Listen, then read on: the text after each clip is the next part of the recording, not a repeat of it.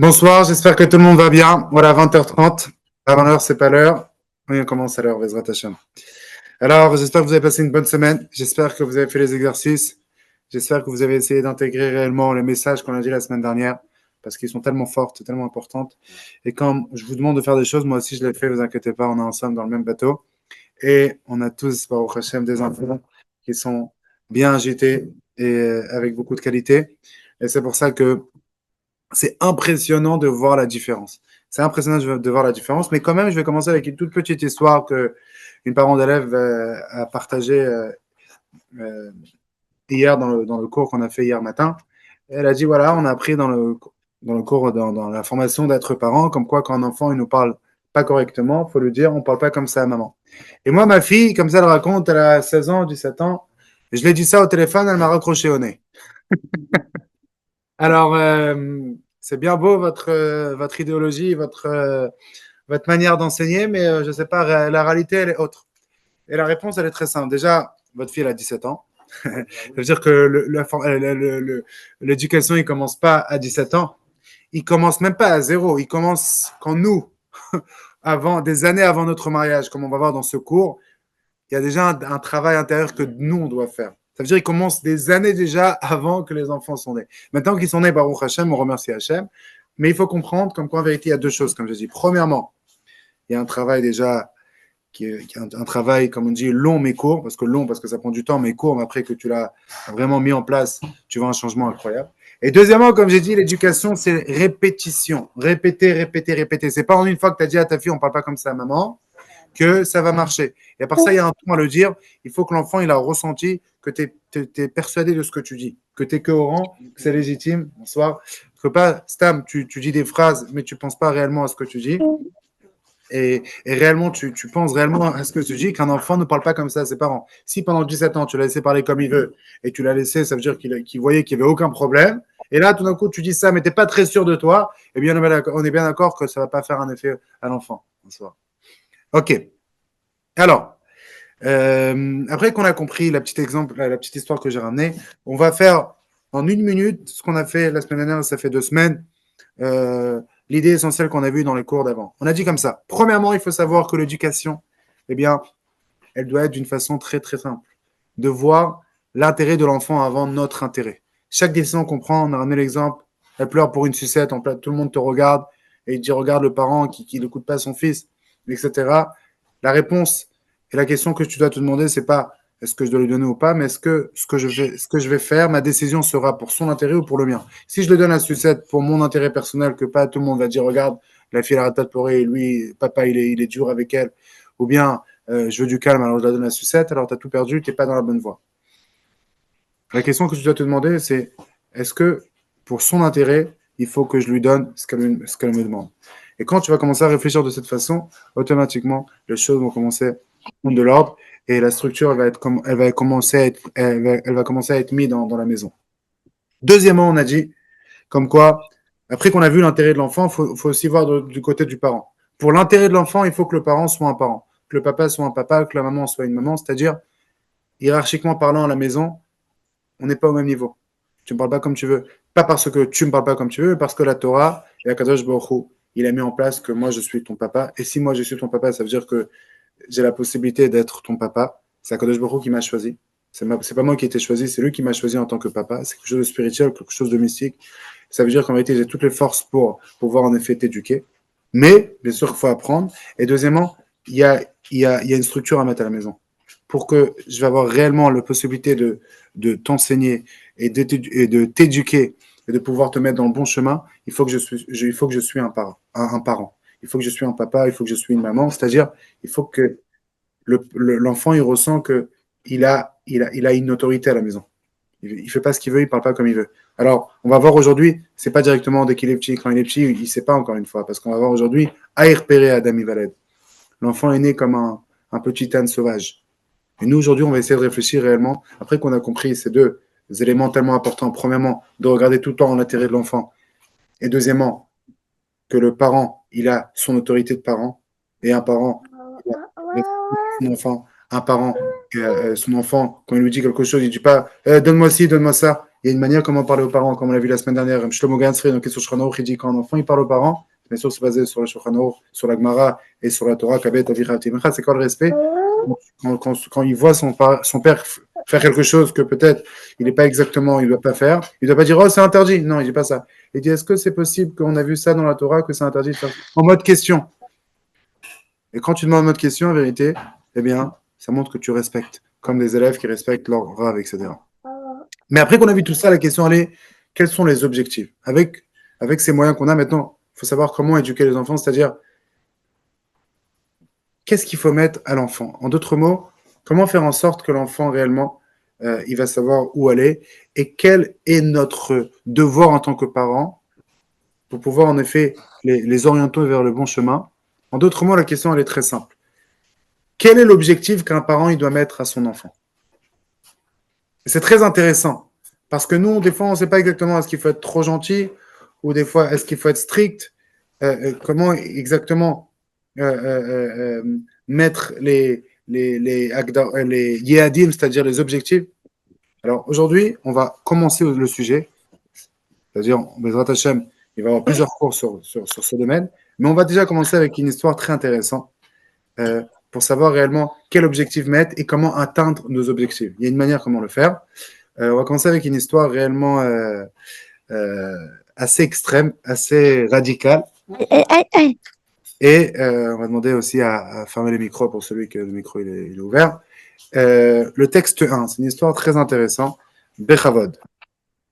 En vérité, cette histoire, ce Rabbi Yosef Yitzhak, le Rabbi Rayatz, le 6e Rabbi de Lubavitch, qui raconte dans Sefer Sichot Tafshene, il raconte des souvenirs qu'il avait quand il avait 7 ans. Et il raconte comme ça. Bechavod. En 5648, à l'occasion de la fête de Rosh Hashanah, Yashvi, si tu peux demander à ton 30 secondes. en bas. De quoi? Qu'est-ce qu'il y a? J'entends pas. Allô, allô? Okay. Oh, continue, dai. J'étais alors âgé de 7 ans et quelques mois. Je grandissais avec ma mère et elle m'a servi un melon. Je suis sortie dans la cour et je me suis assis avec mes amis sur un banc, juste en face de la fenêtre de mon père, Rabbi Shalom Dovber, le 5e rabbi de Lubavitch. Et j'ai partagé le melon avec mes amis. Mon père, le rabbi, m'a appelé et m'a dit « J'ai remarqué que tu as effectivement partagé avec tes amis, mais tu ne l'as pas fait de tout ton cœur. » Il m'a ensuite longuement parlé des notions de l'œil bienveillant et de l'œil malveillant. J'ai été profondément affectée par les mots de mon père, le rabbi. J'ai pleuré amèrement. Je n'ai pas pu revenir à moi-même pendant une demi-heure et j'ai vomi ce que j'avais mangé du melon. Ma mère, la rabbinite, demanda à mon père « Qu'attends-tu de cet enfant ?» Il répondit « C'est bien comme ça, c'est ainsi que cela. La générosité s'intégrera en lui. C'est exactement cela qu'est l'éducation. » Vous entendez l'histoire exceptionnelle? Je vais la répéter en 2 mots pour celui qui n'a pas très bien compris. Le Rabbi Rayatz, il reçoit une pastèque. Il y a un ami qui veut, il lui donne. Le Rabbi Rachab, son père, l'appelle, lui dit « Écoute-moi bien, j'ai vu que tu as partagé, mais malheureusement, ce n'était pas avec tout ton cœur. » Et là, le Rabbi Rayatz, il réalise ça.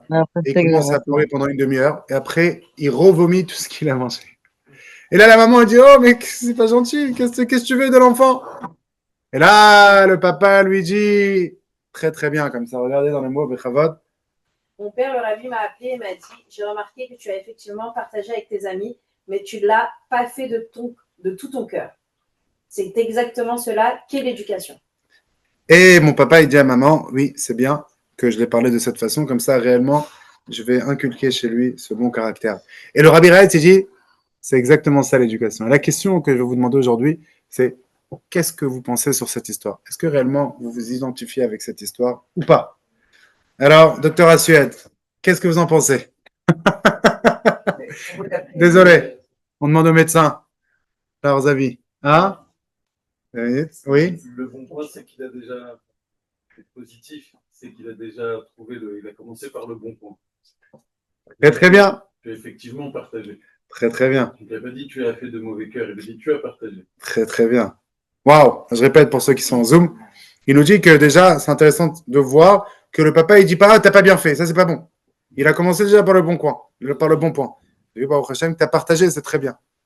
Mais la question, elle est, est-ce qu'un enfant de 7 ans, que déjà de partager, c'est pas évident, comme on va voir après comme on l'a expliqué, comme quoi un enfant, c'est un enfant, est-ce qu'il faut lui dire, tu aurais pu partager avec bon cœur? Alors, c'est sûr que en tant que Chabad, on a un tzaddik, on a un rabbi, on ne demande pas de questions sur eux. Mais quand même, il faut essayer de réfléchir et méditer cette histoire. Est-ce que nous, on aurait fait la même chose? On va dire ça comme ça. Oui. Dans toute chose, quand on vient né, c'est que déjà, on veut un petit peu refroidir la chose. Alors, encore une fois, là, on n'essaie pas de refroidir. Oui. Comment a-t-il su, est-ce qu'il a vu le partage se faire pour qu'il puisse donner un avis qu'elle n'a pas fait? Oui, il a vu le partage, bien sûr qu'il a vu le partage. Qu'elle n'a pas fait avec cœur. Ouais. Ça veut dire quoi qu'elle n'a pas fait avec cœur? Elle a donné moins à ses copines, qu'est-ce qu'elle a fait? Exactement. Que le signe... Voilà, la question que je vous demande, elle est dans le diapo, Bechavod. Êtes-vous d'accord avec la conclusion du rabbi Yosef Yitzhak? C'est exactement cela qu'est l'éducation, ou pensez-vous que l'intervention d'un parent dans une situation comme celle-ci soit nécessaire et justifiée? Ok, jusqu'à-là, on est clair? Ok, après qu'on a demandé ces questions et qu'on a essayé de réfléchir un petit peu, Bezrat Hashem, durant la formation, je ne pense pas qu'aujourd'hui on pourrait réellement s'arrêter sur cette histoire. La semaine prochaine, plutôt la semaine prochaine, normalement, je serai chez le rabbi pour le Guinoussage Tochen, je vais prier pour toute la formation et la communauté. Mais la semaine d'après, normalement, on va, Bezrat Hashem, s'arrêter encore une fois sur cette histoire, parce que c'est une histoire qui nous fait réfléchir un petit peu comment un parent il doit réagir vers le comportement de ses enfants. On va demander une autre question. Ok? L'autre question, elle est la suivante. Bechavod. Mes priorités en tant que parent sont de voir mon enfant grandir et devenir. Ok? Qu'est-ce que vous aurez bien voulu voir chez votre enfant? Ok? 3 choses que vous aurez voulu, des objectifs que vous aurez voulu voir chez vos enfants. Alors, vous pouvez dire, vous pouvez partager. Si vous ne voulez pas partager, il n'y a pas de problème. Bon cœur, très très bien. Bon cœur. Des bonnes midot. Chazak, chazak. Ça, c'est number 1. Number 2. La crainte de Dieu, très très bien. Troisièmement. Milut chassadim. Partager, donner. Oui. Être à l'écoute, Chazak. Waouh, quelle équipe. Waouh, Hashem, une équipe de qualité, j'ai ici. Oui. Encore, combien vous voulez? Si vous en avez, sinon, on a déjà passé les 3, mais si vous voulez, vous avez encore un? Non, c'est bon. Ok, très très bien. Alors, très très bien. Alors, on a vu ici plein de belles choses qu'on aurait bien voulu avoir ça chez nos enfants. Mais pour arriver à Eux-mêmes.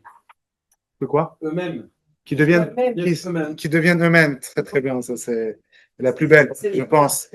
Voilà, devenir nous-mêmes. Très très bien. C'est un peu très très bien. Mais pour arriver à un objectif, on est bien d'accord. On va voir aujourd'hui que c'est pas comme ça. Ça demande une réflexion. Comme on va voir Bezrat Hashem, le mot du Rabbi Rayatz, le Hayam Yom, le 22 Tevet qu'on va voir tout de suite, qu'on a mentionné hier soir dans la réunion des parents d'élèves. On va le rementionner aujourd'hui. Mais avant que on va s'arrêter sur ce point-là, je vais demander encore une question pour un peu ouvrir la réflexion. La question, elle est, Bechavod, quelles sont les choses les plus importantes que vous avez apprises de vos parents? Ok. Avec ces questions, en vérité, on va rentrer dans cette réflexion pour réellement comprendre comment inculquer à nos enfants des valeurs et comment faire en sorte que nos enfants réellement vont choisir les valeurs qu'on les transmet. Et pas seulement, comme il y a une phrase qui dit, fais ce que je dis et pas ce que je fais. Ok? Et malheureusement, beaucoup de fois, on est tous dans ce bateau. Et on va essayer de réfléchir ensemble réellement aujourd'hui comment faire en sorte que nos enfants vont aller dans le chemin où on veut les ramener. Comme on l'expliquait la semaine dernière, il y a un coach et il y a un éducateur. Le parent, c'est quoi? Une maman a dit, c'est un peu des deux. Et c'est un peu ça. OK? Et on va réfléchir ensemble, encore une fois, doucement, doucement, à comprendre quelle est notre position et quel est notre rôle selon la Torah en tant que parent. OK. Après qu'on a compris tout ça, eh bien, on va, Bezrat Hashem, lire le texte 2. C'est un texte très intéressant qui va nous faire réfléchir, qui va nous faire comprendre qu'en vérité, la première des choses, c'est déjà être. La leçon 2, c'est être ou paraître. Et la première des choses, déjà, en tant que parent, c'est être. C'est quoi être? J'ai encore un livre pour celui qui veut. Ici. La première des choses, on va comprendre qu'en vérité, un parent, ça ne suffit pas de dire, beaucoup de fois on a tendance à dire plein de choses à nos enfants, mais déjà, il faut être. C'est-à-dire, nos enfants, ils nous regardent tout le temps. OK? Et comme on dit, ne te soucie pas de ce que tes enfants, eh bien, beaucoup de fois, ils ne vont pas t'écouter. Mais plutôt, il faut que te soucies comme quoi tes enfants te regardent tout le temps. Et selon ça, en vérité, ils vont se comporter. OK? Alors, c'est la page, c'est la page 24. C'est la page 24. On va voir la page 24. Le Rav Moshe Sofer Bezrat Hashem, comme je vous ai dit, les livres, ils arrivent Bezrat Hashem vendredi, tout celui qui veut. Il y a Madame Simon Bezrat Hashem qui a commandé ces livres-là et pourrait l'envoyer en privé. Celui qui est dans le groupe, celui qui n'est pas dans le groupe de la formation, il peut rentrer dans le groupe. Comme ça, il va recevoir toutes les choses qu'il doit savoir par rapport à la formation. Alors, Rav Moshe Sofer, le Khtam Sofer, Torah Moshe, son livre, il a écrit un livre très intéressant. Et lui, là-bas, il écrit dans Vavatra d'Afrafalef à Moudalef, il dit quelque chose de très, très intéressant sur un éducateur, sur des enseignants. Et en vérité, on est tous des éducateurs. C'est pour ça que, écoutez ce qu'il dit, Pechavot, texte 2. Les professeurs qui enseignent la Torah aux enfants doivent être extrêmement pieux et imprégnés de la crainte de Dieu. En effet, les mots qui amènent... Ouais. Les mots qui amènent d'un cœur sincère pénètrent le cœur des jeunes enfants et leur inculquent l'amour et la crainte de Dieu. À l'inverse, si le cœur de l'enseignant n'est pas fidèle à Dieu, même s'il est un érudit et un pédagogue, son travail demeure stérile et inefficace. Ainsi, nous pouvons comprendre l'enchaînement des versets qui figurent dans la prière du Shema Israël. Que les paroles que je t'adresse aujourd'hui soient sur ton cœur, et ensuite, tu les enseigneras à tes enfants. Ok, alors il dit quelque chose de très intéressant. Il dit comme quoi, en vérité, un éducateur, eh bien, ça ne suffit pas de transmettre, ça ne suffit pas de bien savoir parler, mais il faut aussi montrer l'exemple. Il y a une fameuse histoire en Russie, une personne riche qui cherchait un éducateur pour son fils. Il avait un éducateur qui craignait Dieu, un monsieur très, très intègre. Et il y avait un autre éducateur qui était avec un côté plus intellectuel, plus intelligent, plus érudit. Et il n'a pas choisi. Il dit, pourquoi tu ne me choisis pas? Il lui dit, parce qu'en vérité, ça va être compliqué de te choisir. Il dit, pourquoi? C'est quoi le problème? Je pourrais vraiment le faire passer des valeurs de crainte de Dieu de façon correcte. Il lui dit, mon ami, c'est le problème. Si toi, tu seras l'éducateur de mon fils, tu vas les enseigner comment enseigner. Qu'est-ce que ça veut dire la crainte de Dieu? En d'autres mots, ils vont faire comme toi. Toi, tu n'es pas au top, et eux aussi, ils ne seront pas au top. Ils vont apprendre de toi comment enseigner aux autres, comment avoir la crainte de Dieu. En d'autres mots, un éducateur, probablement, il doit montrer l'exemple.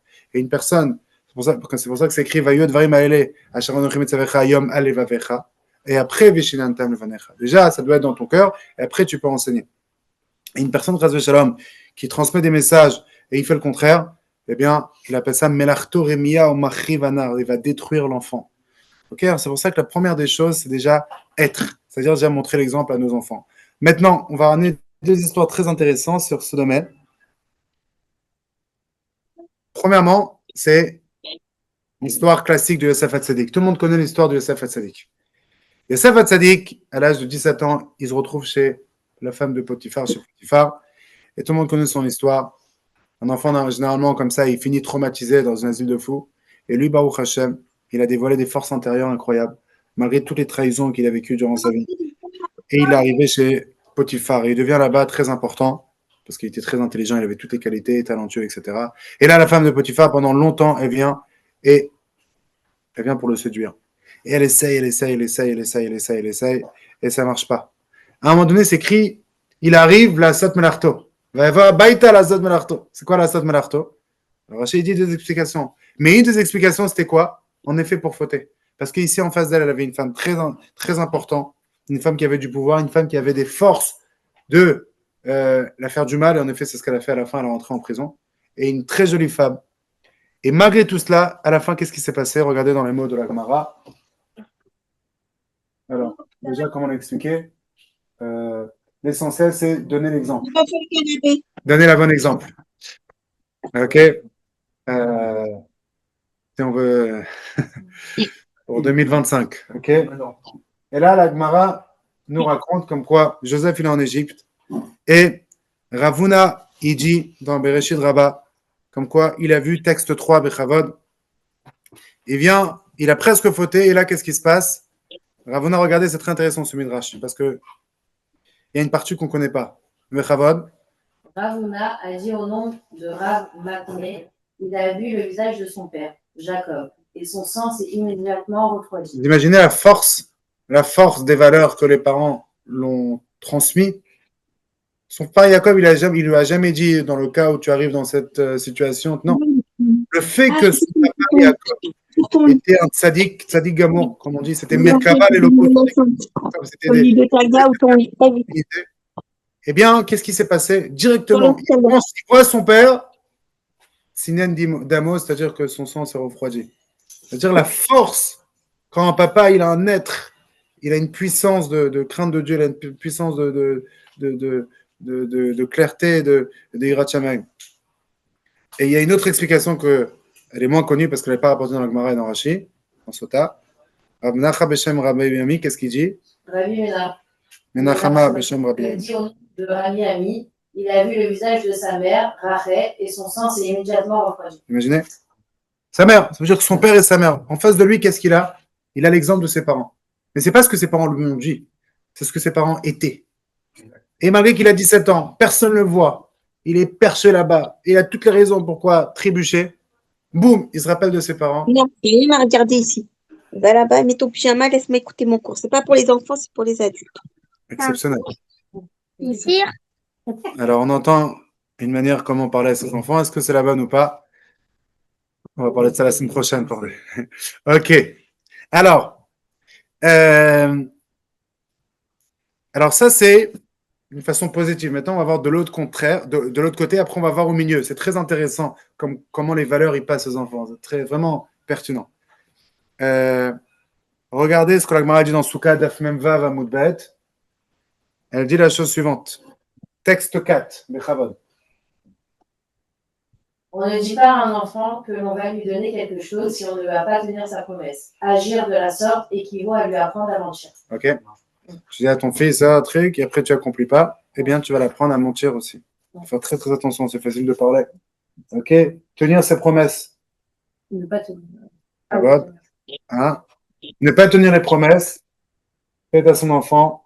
Le contraire, il va commencer à mentir. Ok. Alors, ça veut dire qu'en vérité, un enfant, quand il a ressenti que ses parents ne disent pas la vérité, ils vont faire la même chose après. Et c'est compliqué. Et la même chose, si tu prends ton fils dans un parc et pour économiser 20 shekels, tu vas dire qu'il est plus petit que de son âge, il va savoir qu'on peut mentir. C'est pour ça que, première des choses, comme on l'a dit, c'est être. Montrer l'exemple. Deuxième histoire qu'on va raconter, c'est l'histoire de Eliphaz. Et ça, c'est une histoire un peu plus complexe. C'est quoi l'histoire? L'histoire, c'est qu'Yaakov, il arrive chez Lavan. Ok, c'est son tonton. Il arrive à Haran après qu'il s'est sauvé de Eretz Kenan à cause que son frère Issa voulait le tuer. Il n'avait rien du tout. La question, elle est pourquoi? A priori, c'est vrai qu'il avait de l'argent, il aurait pu lui donner un peu d'argent. C'est écrit qu'il arrivait rien, 0, 0, 0. Et là, le Midrash, il raconte quelque chose de très intéressant dans le Bereshit Rabbah. Et il dit comme ça. Et Rashi ramène aussi ce Midrash. Il dit comme ça, texte 5. Bechavod. Eliphaz, le fils de Esav, avait poursuivi Jacob sur l'ordre de son père pour le tuer, et il avait rapidé. Mais comme Eliphaz avait grandi dans le giron d'Israël, il avait renoncé à son projet meurtrier. Il lui avait dit, « Comment vais-je faire pour obéir à mon père ?» Jacob lui avait répondu, « Prends tout ce que je possède, car comme dit le dicton, le pauvre est considéré comme mort. » Vous voyez un peu l'histoire? C'est très intéressant. On voit ici une personne qui s'appelle Eliphaz, qui vient pour tuer. Tuer, c'est la chose la plus grave. Et là, il y a Yaakov en face de lui, il lui dit, mais qu'est-ce que tu fais? Il dit, mais mon père m'a ordonné, Kiboud Avem, il faut respecter, il faut accomplir ce que les parents nous ont dit de faire. Alors, qu'est-ce que Yaakov lui dit? Il lui dit, prends tout mon argent. C'est écrit Ani Chashuv Kemet, une personne qui est pauvre, il est considéré comme un mort. Qu'est-ce qu'on voit ici? On voit ici un monsieur qui s'appelle Eliphaz, qui a reçu des valeurs importantes de ses parents, de son père, Esav. Esav, d'un côté, c'était un rotsar, un meurtrier, il tuait des gens. C'était un tueur. De l'autre côté, c'était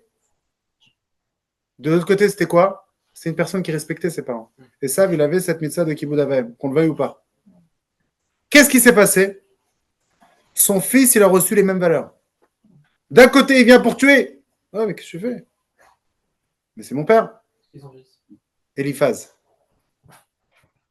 Mon père, il m'a dit, il faut que je l'écoute. Parce que ça, il faisait la même chose avec son père. Mais tu sais ce que tu vas faire là? Tu vas tuer. Vous voyez? Ça veut dire qu'ici, il a reçu ses valeurs de son papa. Que d'un côté, il tue, et de l'autre côté, il respecte ses parents. Et sans le vouloir, dans son inconscient, dans son conscience, il a en vérité fait exactement la même chose. En fait, il reproduit ce que ses parents font. Exactement. Alors, c'est pour ça qu'en vérité, quand vous voyez que vos enfants, ils ont du mal à mettre en place quelque chose, c'est en vérité à vous de changer. Quand nous, on va faire un travail intérieur, je suis désolé, je sais que vous venez pour l'éducation de vos enfants, mais comme j'ai dit depuis le début, l'éducation commence par nous-mêmes. Auto-éduquer. OK? Dans la formation de Shlom Bayit qu'on avait fait, ça fait 2 ans, une des questions, c'était est-ce que mon conjoint changera-t-il un jour? C'est quoi la réponse? Non. Avec un peu d'expérience, c'est non. J'entends ma voix derrière, c'est quelqu'un un peu. Tarzan, c'est ça? Non, parce qu'il y a quelqu'un qui... Oui, j'ai compris, mais qui. Alors, qu'est-ce qui se passe ici? Qu'est-ce que ça veut dire la réponse est non? La réponse est non parce qu'en réalité, on ne change personne. La seule personne qu'on peut changer, c'est qui? C'est nous-mêmes, soi-même. OK? Et dans la formation qu'on a donnée, après qu'on a dit que non, on ne va pas changer notre conjoint, ne vous inquiétez pas. Quand toi, tu te changes, à ce moment-là, les choses se changent. La fameuse histoire où la personne voulait changer le monde, après, il a compris que c'était compris. Et avec le temps, il a compris que c'était compliqué de changer le monde. Après, il a essayé de changer son pays, et son pays aussi, il a compris que c'était compliqué, les politiques. Après sa vie, même dans sa vie, les galères, les trucs, sa vie, sa rue, son bâtiment, sa famille, même dans la famille, la belle-mère, le truc, c'était une galère, il a compris que c'était compliqué. Et à la fin, il a décidé de changer à lui-même. Et il était déjà assez âgé. Et s'il aurait fait le calcul à l'envers, il aurait pu changer lui-même, sa famille, sa rue, sa ville, et son pays et le monde entier. Apparemment, quand il s'est changé lui-même, il a réalisé que tout le monde a changé autour de lui. Sa famille, sa politique. Donc en vérité, la première des choses déjà, c'est ce qu'on fait en réalité ici ce soir. On essaie de changer nous-mêmes, de faire un travail intérieur. C'est pas on va dire des choses, c'est vraiment il faut prendre du temps. C'est un chemin long et court. Alors, concrètement, l'exemple que je viens de dire, elle n'est pas exactement vraie. Je vais expliquer pourquoi. Parce que l'éducation, c'est pas Shlom Bayit. Dans Shlom Bayit, on nous enseigne, et Bezrat Hashem, à l'occasion, on va refaire une formation sur Shlom Bayit, que tu t'es pas marié pour éduquer ton conjoint. Tu t'es pas marié pour le changer. Il y a des personnes qui demandent au rabbi, est-ce que je peux me marier avec une femme mais qui n'est pas religieuse, mais je vais la rapprocher. Au rabbi dit non. On dit tous les jours à TV, nous, l'Oli de Nisaya, on nous demande tous les jours de ne pas nous ramener une épreuve dans notre vie. Et toi, tu te ramènes. Tu t'es pas marié pour l'éduquer. Par contre, les enfants, oui. On les a reçus pour les éduquer. Et on est censé les changer. Et une personne te dit, reçois-moi comme je suis. Eh bien, tu le reçois comme il est parce que tu n'es pas censé le changer et tu ne vas pas le changer s'il ne veut pas se changer. Par contre, un enfant qui te dit, reçois-moi comme je suis, tu vas lui dire, écoute-moi bien, je t'aime beaucoup et je te reçois comme tu es, mais, Bezrat Hashem, tu vas évoluer. Demain, tu ne seras pas le même qu'aujourd'hui. Et tu vas le faire avancer. Si aujourd'hui, on va essayer de réfléchir. Aujourd'hui, on n'aura pas énormément de temps, mais durant cette formation, on va essayer de réfléchir comment faire en sorte de faire avancer nos enfants vers l'objectif qu'on a décidé. Vous voyez? Il y a des manières comment le faire. Mais pour ça, déjà, il faut comprendre une phrase que c'est écrit dans Mishli. Oui, dans Mishli, Shlomo Amelech, il nous dit une phrase très, très importante. Parce que jusqu'à là, on a pensé, change-toi à toi-même et c'est tout. Tu deviens bien, l'enfant est sadique, il ne va pas fauter, mais c'est faux. Ça ne suffit pas de nous être des bonnes personnes. OK? Déjà, il faut savoir que pas tout le temps, quand le papa c'est un tzaddik, l'enfant est un tzaddik. On a vu avec Esav, son père Yitzhak, c'était un tzaddik, et lui, c'était pas un tzaddik. Et Rivka, son père, c'était un Rachel Lavan, et elle, c'était une tzaddiket. Pas tout le temps, c'est comme ça, c'est évident. Mais d'une façon générale, oui. Ça fonctionne de cette façon. OK? Alors, comme j'ai expliqué, eh bien, il faut comprendre comme quoi la première des choses, c'est la réflexion. Réfléchir comment faire en sorte que nos enfants grandissent de la meilleure façon. Et pour ça, Shlomo Amelech nous dit la phrase suivante, Bechavod. Éduque l'enfant selon son chemin. Voilà. Même lorsqu'il aura vieilli, il ne s'en écartera pas. Alors, d'après ce qu'on a dit avant, a priori, il ne faut pas éduquer l'enfant, il faut s'éduquer à nous-mêmes. Pourquoi tu dis éduque l'enfant selon son chemin? Eh bien, la réponse, elle est que non. Ça ne suffit pas d'être un exemple. Il faut être un exemple et ça, c'est le plus important. Mais il faut aussi avoir la réflexion. Il faut aussi essayer de réfléchir réellement comment éduquer nos enfants. Comme Shlomo Amelech nous dit, il faut éduquer l'enfant selon son chemin. Et pour éduquer, il faut réfléchir. Et c'est ça ce que le Rabbi Rachab va nous dire. Bezrat Hashem, le texte 6, et on va finir avec ça pour aujourd'hui. Le 6, il est fini. Oui, le 7 maintenant. Mon père a proclamé lors d'une réunion chassidique. tout comme mettre les filines chaque jour est une mitzvah de la Torah qui incombe à tous les juifs, qu'ils soient de grands érudits ou des gens simples. De même, il est un devoir absolu pour que chaque individu de consacrer une demi-heure chaque jour pour réfléchir à l'éducation juive de ses enfants et de faire tout ce qui est en son pouvoir et au-delà afin de les motiver à suivre le chemin dans lequel il est guidé. Ok? Alors, une demi-heure par jour. Nous, on ne vous demande pas par jour, mais au moins par semaine. Alors, Bezrat Hashem, tous les semaines, on va faire une belle demi-heure. Alors, on a fait une belle demi-heure, Chazak à tout le monde. Et regardez l'exemple qui nous dit: mes enfants, ma chérie, pourquoi penses-tu que la cigarette est un bon goût? Ok? Quand elle voit son papa qui fume et qui kiffe, elle lui demande pourquoi. Et la maman, là. Ah, la maman aussi? Non, elle n'a pas de cigarette. Si, Elle en a une aussi, ouais. J'étais gentil, a priori. Voilà. Voilà. Ça, c'est pour ça. Et Bezrat Hashem, à la semaine prochaine. On continue. Oui. Oui, on s'attend. Ouais. Donc, comme on a dit, on va procéder par demi-heure pour que chacun qui peut donner qu'une demi-heure, il y en a qui peuvent être libres de 8h30 à 9h, il y en a qui peuvent être que de 9h à 9h30, et il y en a qui peuvent être que de 9h30 à 10h. Donc, on va faire des sessions de une demi-heure. Donc, Rav Yashpi fait une demi-heure. Nous, on va faire les exercices déjà de ce qu'on devait faire la semaine dernière pour cette semaine, et ça nous permettra de pouvoir entendre les théories, mais concrètement dans notre vie de tous les jours. C'est intéressant, toutes les théories, mais comme il a dit, il y a une maman qui a expérimenté ce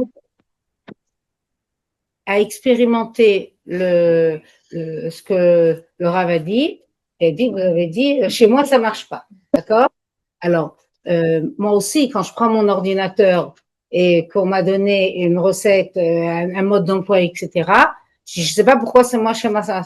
Ben, j'ai juste pas appuyé le bouton pour démarrer. Je sais pas pourquoi. Moi, j'ai tout fait et mon écran il reste noir. Oui, mais il y avait un bouton avant où il fallait mettre on. Ou alors, j'ai pas chargé mon téléphone. Donc, j'ai appuyé ce qu'on a dit, etc. Après, dans la technologie, c'est tellement simple et on le comprend très bien. Écoutez, on t'a demandé d'appuyer sur le bouton, ça va s'allumer le téléphone. J'ai appuyé, j'ai rappuyé, et il est éteint. Ben oui, il fallait pas appuyer 2 fois. Il fallait appuyer une fois, parce qu'une fois, c'est pour allumer, mais la deuxième fois, ça l'éteint. J'ai fait mieux que tu m'as dit. Tu m'as dit une fois et moi, j'ai fait 2 fois. Vous comprenez? Alors, dans la technologie, ça nous fait sourire. Mais dans l'éducation, c'est pareil. Vous allez dire quelque chose à votre enfant. Vous allez lui dire une fois, et avec une détermination. Il y a tout un concept en Israël de pédagogie qui est basé sur Mounach. Si c'est Mounach chez toi, si c'est chez toi posé, il n'y a pas où aller. Les enfants ne font pas de crise pour mettre la ceinture. Pardon? Les enfants, ils ne font jamais de crise pour mettre la ceinture. Et on peut en donner plein des exemples. Par exemple, chez vous à la maison, vous avez des soupes, des bols à soupe de Shabbat, de la soupe du vendredi soir. Donc fléchique. Est-ce qu'un enfant, ça va venir à l'idée de prendre cette assiette creuse pour mettre des cornflakes avec du lait? Non. Chez lui, c'est mounard. Ce bol, c'est pour le lait, et ça, c'est pour la viande. Vous ne l'avez même pas dit, peut-être. Et c'est évident. Et pourtant. Après, c'est les parents qui mettent ce qui est mounard, ça dépend. Exactement, c'est chez toi, c'est dans ta tête. C'est-à-dire que toi-même, des fois. La chaise des parents. Voilà. Papa, chez certaines familles, la chaise du papa, on ne pense même pas à s'asseoir. Et chez d'autres, mais je t'ai pas dit. C'est quoi la différence? Pourtant, les deux, ils ont entendu que dans la Torah, c'est marqué, on ne s'assoit pas sur la chaise de papa. Pourtant, vous avez dit combien de fois à vos enfants, tu joues, il faut ramasser les jouets. Ah, il faut que tu ramasses les jouets, sinon je ne te prête plus les jouets. Ah, sinon, je ne te donnerai plus les jouets. Si tu ne ramasses pas les jouets, je ne te donnerai plus les jouets. Et pourtant, on lui donne les jouets et il les ramasse pas et je vais les ramasser ou la femme de ménage elle va passer, je vais mettre des récompenses, je vais mettre des punitions. Et pourquoi je répète ça? Une fois, 2 fois, 10 fois, pourquoi? Parce que s'il n'a pas ramassé les jouets, je vais dire bon, va dormir, c'est pas grave, je vais le faire. Parce que chez moi, c'est monarque chez moi, hein. En tout cas chez moi. Peut-être chez d'autres familles, il n'y a pas. Tu as joué, tu n'as pas ramassé, mais c'est même pas envisageable. Ça veut dire que c'est pas le ton que tu as dit, c'est pas le nombre de fois. C'est si c'est chez toi. C'est comme ça et c'est pas autrement. C'est mon art dans ta tête que ça, c'est incontournable. Et ça, l'enfant, il le sent même avant qu'on le dise. Donc, si j'ai dit quelque chose qui est mon art chez moi, je le dis une fois. Si je répète une deuxième fois, ça veut dire que chez moi, j'étais pas encore tout à fait convaincue. Je suis en train de me convaincre, mais il faut que j'aille jusqu'au bout.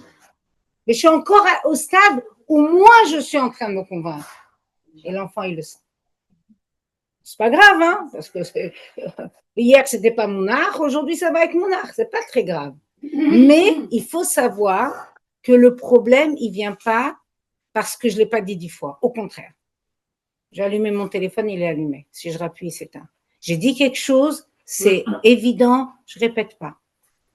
Et j'ai eu l'expérience. Lui, il a parlé d'un enfant de 17 ans. Mais moi, j'ai eu l'expérience hier et il y avait un témoin à côté. C'est là, sur la plaque, merci. Bon, une enfant qui est problème de structure, de tout ce que vous voulez. Elle vient d'un contexte très, très, très, très, très compliqué. Et bon, donc, elle est en train de se chercher. Bon, bref, elle est chez moi et elle atterrit. Donc, on ne savait pas tout à fait. Donc, quand j'étais pas là, on lui a donné de l'argent pour s'acheter à manger. On lui a fait des courses qu'elle voulait. Bon, à un moment, maintenant, les choses elles sont établies. Tu es chez moi. Alors maintenant, tu manges les repas de la maison. Elle est habituée qu'on faisait ses courses. Alors, parce que j'étais pas là, ou parce que aussi, ou parce que. Mais là, on a décidé, ça y est, maintenant, si c'est établi, elle est là, elle mange avec nous. Elle veut quelque chose d'autre, elle veut se faire un petit truc, mais il n'y a pas, tu me fais ta liste et je veux sèche ça, et après ça pourrit, et ça, c'est pas le cuire, et ça me. Mais non, une crise. Mais vous savez pas bien que ça me donne des indigestions, et ça. Bref. Elle monte le temps. Monter chez moi, c'était évident qu'à partir de maintenant, ce serait comme ça. Je n'ai pas discuté. Je suis montée. Elle a continué. Mais quoi, elle ne me répond même pas. Et elle prend à témoin la personne. Mais quelle route passe, je ne leur réponds pas. Elle ose le tour. Et elle va réveiller les enfants d'à côté. Elle n'en a rien à faire. Elle est sûre que si elle va crier, ça va nous faire peur. Et que pour la calmer, à minuit, je voudrais peut-être la truquer. Bon, elle va réveiller, moi je monte au 3e étage. Bon, finalement, elle voit, moi je m'ennuie pas moi parce que j'ai mon ritage, j'ai mon truc, j'ai quoi faire. Donc j'avance, je pars pas. Je sais que il faut que et je monte. Évidemment, quelques minutes après, elle me suit, elle monte. Elle rentre dans sa chambre. Plus un mot. Plus un mot. Et aujourd'hui, elle est venue, comme si de rien n'était, elle a fait ce qu'elle avait à faire. De ne pas avoir discuté avec elle, c'est ça? J'étais prête à discuter. Elle me dit, pourquoi vous a changé? Tu veux que je t'explique? On monte là-haut. Il y a des enfants qui dorment en bas. On monte là-haut et on discute. Il y avait la place à l'échange, mais elle n'a pas voulu. Pas sur ce ton et pas ici. Non, ce ne sera pas comme toi tu veux, je discute maintenant pourquoi je vais monter et je ne crie pas et pour moi, c'était clair. À partir de maintenant, ça sera comme ça. Mais je ne vais pas manger et Alors, celle qui était témoin, elle ne croyait pas. Elle était sûre qu'elle va renverser la maison et que je vais être obligée de céder. Mais non, elle était témoin. Non. Ça veut dire que le travail, il est chez nous. Le travail, il doit être, mais qu'est-ce que je veux? C'est pour ça que quand Rabbi Ashpi dit, le plus important, c'est de se donner un objectif. Après, les ressources pour atteindre cet objectif, ils peuvent être variables. Et j'ai le droit de changer. Je prends un moyen, il n'a pas marché, je peux prendre un autre. Donc, quand… Oui.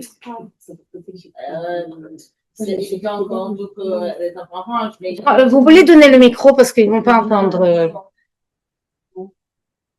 C'est évident qu'on veut que les enfants y rangent. Elle veut pas le micro, elle a dit c'est là. Non, mais.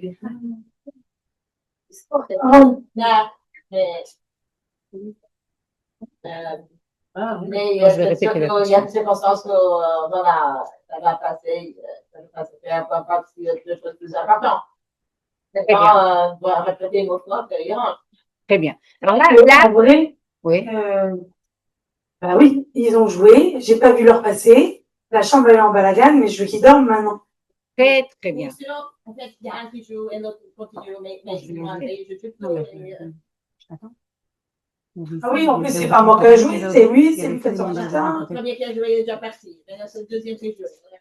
Non, mais la petite Donc là, tu as touché un sujet aussi qui mérite une session pour ça, mais quand même, je vais relever ce point. En réalité, comme j'ai dit tout à l'heure, les ressources, elles peuvent être différentes.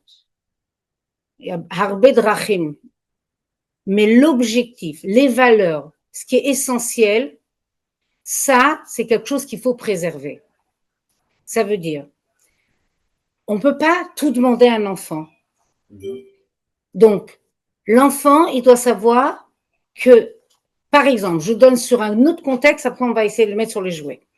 Par exemple, moi, je veux que mon enfant, il soit connecté à Hachem et qu'il ait l'amour de Dieu, etc. Et qu'un des moyens de se connecter avec Hachem, ça va être la tfila. Maintenant, l'enfant, il n'aime pas faire la tfila. Étant donné que mon but, c'est pas qu'il fasse la tfila. La tfila, elle a un objectif de m'attacher avec Hachem. Mais si cette tfila, elle va le dégoûter d'Hachem, il va dire, oh, la tfila, je dois la faire la tfila. Quand est-ce que ça va finir? Il n'est pas en train de s'attacher à Hachem. Il est en train de dire, ouf, laisse-moi tranquille. Donc, mon objectif, c'est de dire, ok, tu sais, je te donne un outil. Dieu nous a donné un outil, un ptil. Tu as une connexion. Alors, bon, alors des fois, partage de connexion. Lui, il n'a pas cette application, il n'a pas le Wi-Fi. Partage de connexion. Déjà, moi, je vais faire la tfila. Tu sais quoi, fais pas la tfila. Rien qu'écoute-moi, réponds Amen. Et il voit notre itla à voûte, notre kiff de parler avec Hachem. Et lui, rien qu'il dit Amen. D'après la Amen, il va aussi dire Baruch Ata Hachem. Les petites choses qui sont sympathiques, qu'il connaît par cœur en chanson, il va m'accompagner. Modi manachnulach. Donc, il ne faut pas oublier c'est quoi la Nokuda. Pourquoi je veux faire qu'il a tfila? Pour dire qu'il a fait la tfila, pour dire mon enfant, il fait la tfila et il fait toute la tfila. Il ne faut pas oublier ce qui se cache, ce qui se cache derrière. Et surtout dans notre génération, où l'enfant, aujourd'hui, il est attiré par tous les kiffs, entre guillemets, et toutes les paillettes, et tous les parettes, parce qu'on va parler d'être et paraître. Tout ça, il est entouré de tout ça. Donc, il a ses attirances. Ce qu'on va lui faire, il faut qu'il se connecte à la chose et que ça lui parle. Quand je veux qu'il range la chambre, j'ai deux objectifs. Je veux que la chambre soit rangée. Et je veux lui apprendre à se responsabiliser. Maintenant, qu'est-ce qui est plus important? Que la chambre soit rangée, c'est vrai, la femme de ménage peut le faire, moi je peux le faire. Ça ne vaut pas le coup de casser la relation avec mon enfant et dire, oui, comme elle a dit, maintenant il est l'heure de dormir, je préfère qu'il aille dormir un quart d'heure plus tôt que de m'énerver et de le faire ranger. Je me rappelle une fois, j'avais entendu une copine, à 7h30, tous ses enfants, ils étaient au lit. On avait à peu près les mêmes âges d'enfants. À 7h30, tous ses enfants, elle dit, moi, au Hachem, le mal, le devoir, à 7h30, moi, je peux faire ce que je veux. Je peux lire, je peux écouter, je peux J'ai dit, moi, mais à 7h30, chez moi, ça commence. Alors, j'ai pris la de rentrer un petit peu plus tôt et de truquer, et je stressais, alors, pour qu'à 7h30, ils soient au lit. Et à 7h30, ils sont au lit, mais je ne peux pas sortir, ils ne sont pas habitués, donc, ça prend du temps. Et, au bout d'1 ou 2 jours, j'ai dit, je ne sais pas si cette heure, soi-disant, qu'ils vont plus tôt au lit, ou même 1h30, alors c'était pas 7h30, alors pas 8h30, même 9h.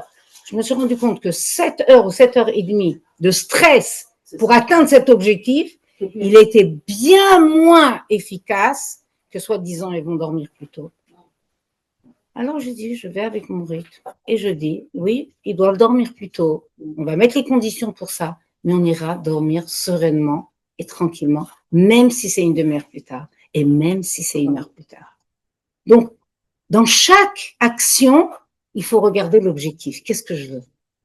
Je veux qu'ils soient en bonne santé, qu'ils vont bien dormir. On ne sait pas si une demi-heure de sommeil ou une demi-heure tournée dans le lit et de dire ma mère, j'ai énervé ma mère et je culpabilise et ci et ça, je ne sais pas si ça va leur donner plus de santé. Cette maman, elle avait des rythmes, elle avait ce caractère où ses enfants, la brioche pour elle.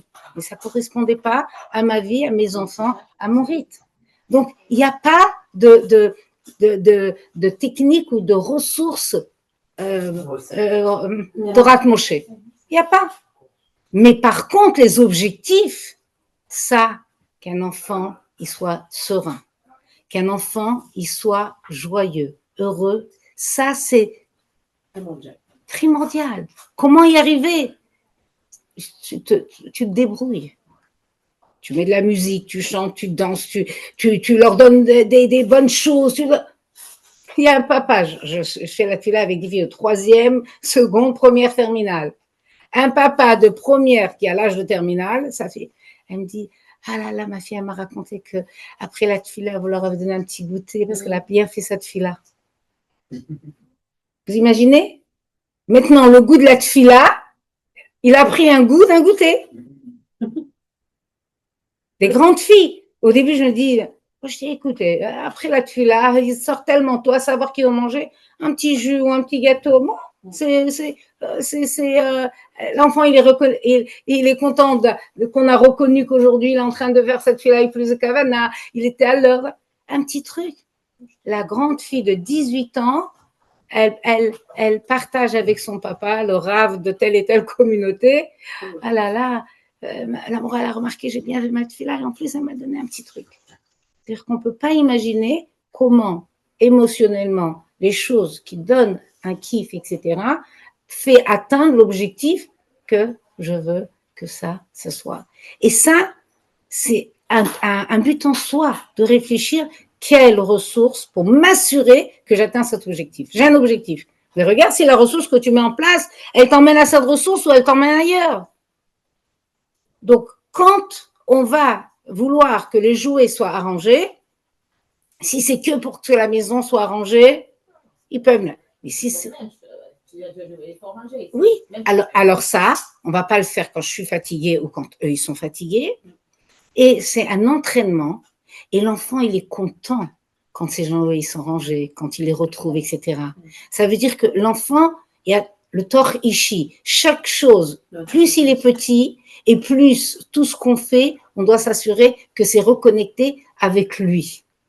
Il n'est pas encore avec la capacité du 3e cercle. Il y a 3 cercles. Il y a le tor ishi, son nombril.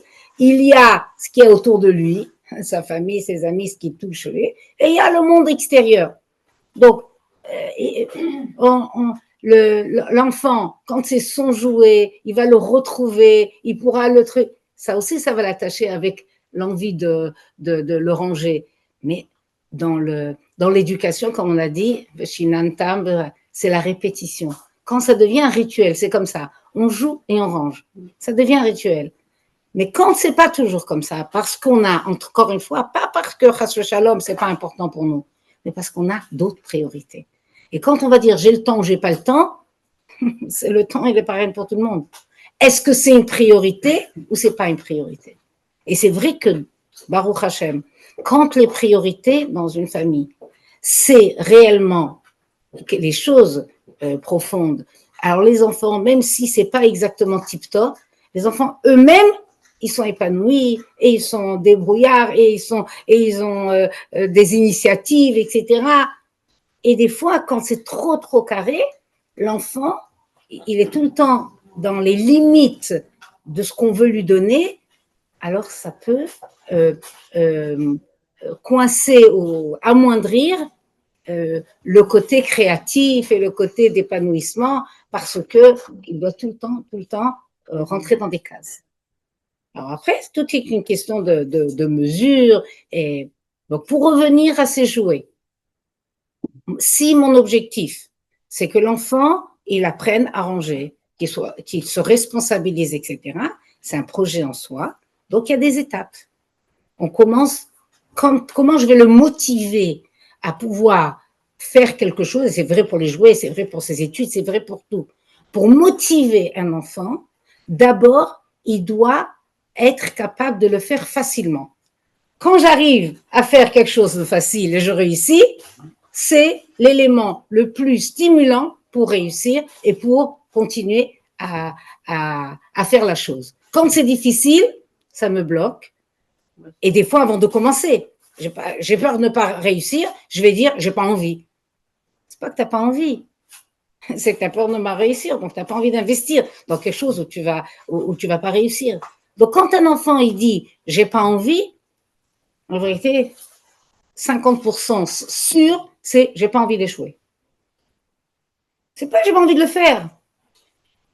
J'ai pas envie de décevoir. Donc, je préfère dire que j'ai pas envie.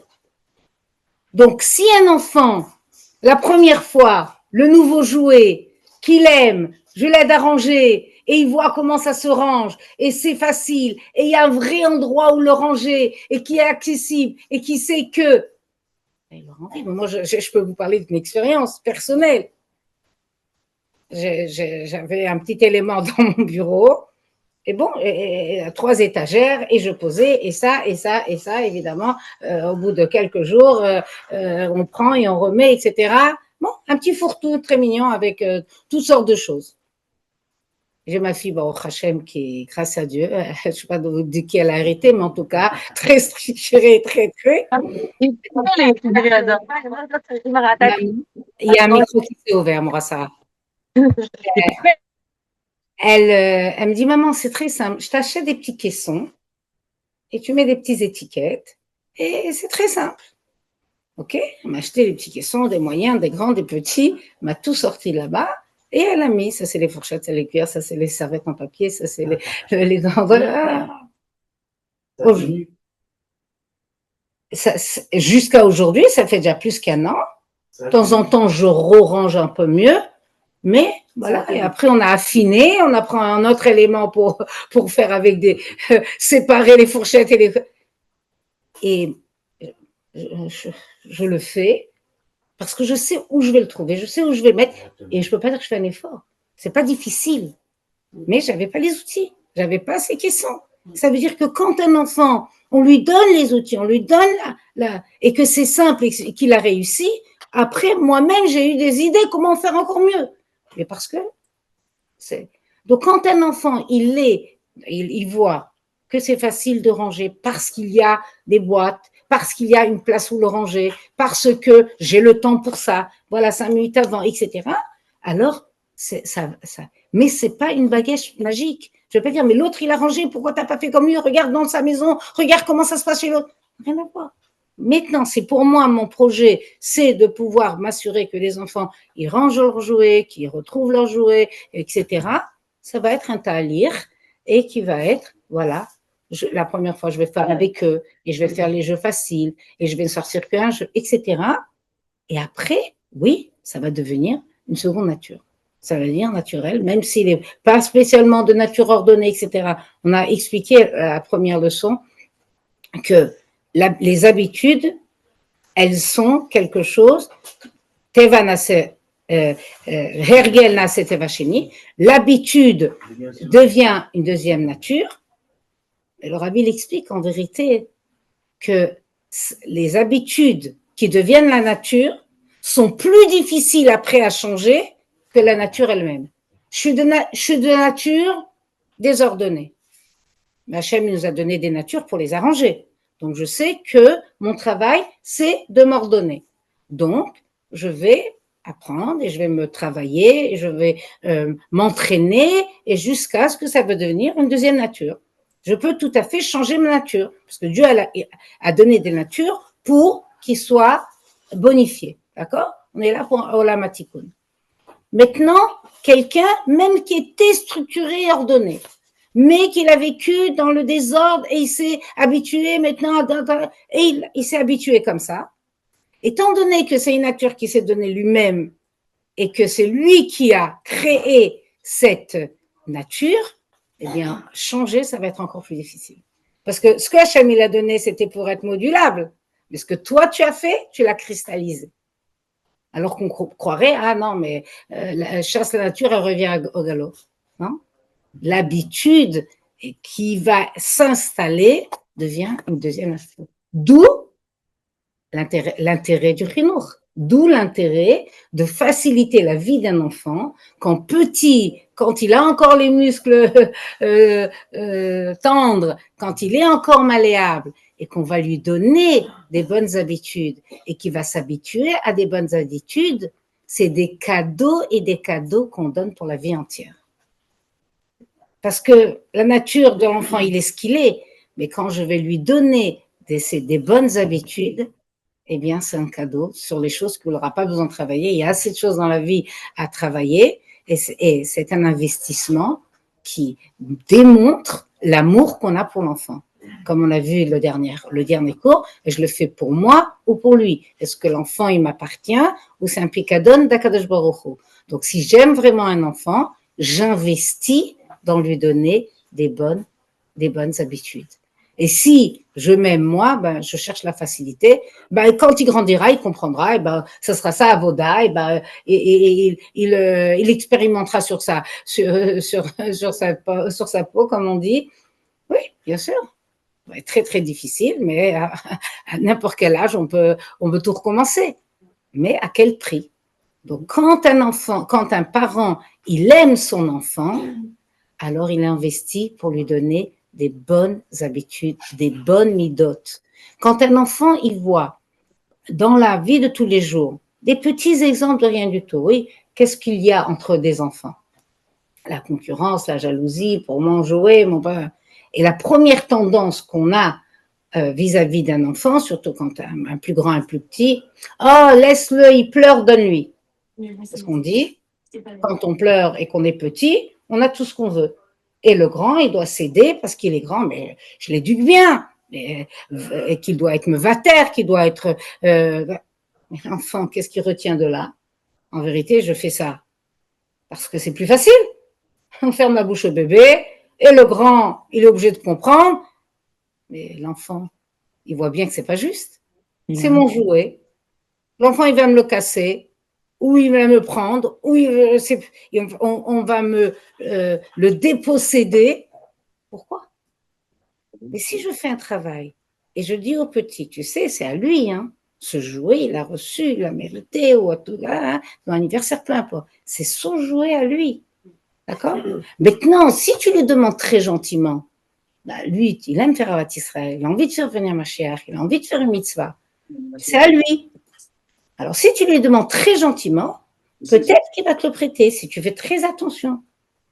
Donc, l'enfant, il est rassuré que c'est à lui, c'est lui qui décide. L'enfant, je lui donne l'opportunité d'être gentil. Et un enfant, vous savez, la joie d'offrir, la joie de faire du bien, le chesed, c'est dans notre nature, dans nos gènes. Et il voit qu'on le protège parce que le petit devra le rendre, etc. Avec ça, je suis peut-être arrivée au même objectif. J'ai envie qu'il lui prête parce que le petit, il n'est pas encore assez grand pour comprendre que... Mais je suis prête aussi à dire au petit, mais 99% de chances que le grand va le donner avec plaisir. Et vous allez voir qu'avec le temps, et je vous parle d'expérience, avec le temps, les petits, ils savent demander. Ils sont demandeurs et ils ne sont pas exigeants avec leurs cris. Et le grand, il est content d'être grand et de pouvoir aider. Et on a instauré de la compassion et de pouvoir s'aider, etc., dans le respect et dans la reconnaissance. Ça m'appartient ou ça ne m'appartient pas. C'est important qu'on ait un sentiment d'appartenance ou de possession. Et c'est des toutes petites nuances. Mais c'est un travail qui se passe, encore une fois, dans nos têtes. Est-ce que je cherche la facilité, fermer la bouche au bébé et exiger du grand? Est-ce que je cherche juste à atteindre mon objectif? Je veux que ce soit propre, à n'importe quel prix, vous le faites, etc. En vérité, parce que je n'ai pas envie de payer un quart d'heure de femme de ménage ou quoi. Si on peut fermer les micros. On peut le mettre. Donc, quand on est conscient que notre rôle de parent, c'est d'abord, avant tout, de se positionner en tant que mashpia, c'est nous qu'on donne le tempo. C'est nous qu'on veut atteindre un objectif. Les enfants qui nous sont confiés, c'est pas possible quand on dit oui, mais moi, je sais pas si je suis capable, je sais pas si. Dieu ne donne pas en hakadosh baruch hu ba bitrunya embryotav. Hakadosh baruch hu ne vient pas demander à ses créatures plus qu'ils ne peuvent supporter. Ça veut dire que cet enfant qu'Hachem m'a confié, il sait très bien, il s'est pas trompé de maman, il s'est pas trompé de papa, c'est qu'il est fait sur mesure pour. Alors très souvent, c'est pour se rééduquer, non, parce que c'est notre travail et ce qu'on n'a pas fait quand on était jeune. Akadosh Baruch Hu nous envoie nos midotes en face de nous à travailler. Alors, bien sûr que ça demande un travail sur soi. C'est pas pour ça qu'on va pas commencer avec l'enfant. Mais dès qu'on sait, yes we can, oui on peut. Ça n'existe pas quelque chose que Dieu me met entre les mains que je peux pas. Ça ne veut pas dire que je ne dois pas chercher des ressources, de l'aide, des conseils. Des fois, oui, des fois, on doit se séparer d'un enfant. On doit le placer chez une tante, on doit le placer chez une grand-mère, on doit le placer dans une institution. Ce n'est pas interdit. Mais ça reste ma responsabilité. Ils sont là pour m'aider. Je ne me décharge pas.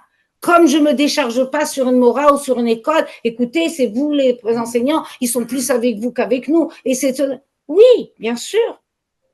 Si vous nous les confiez pour vous aider, mais si vous vous déchargez, nous, on ne pourra rien faire et vous allez vous déposséder de votre pouvoir de le faire parce que dès qu'on pense qu'on est déchargé, alors on perd la main.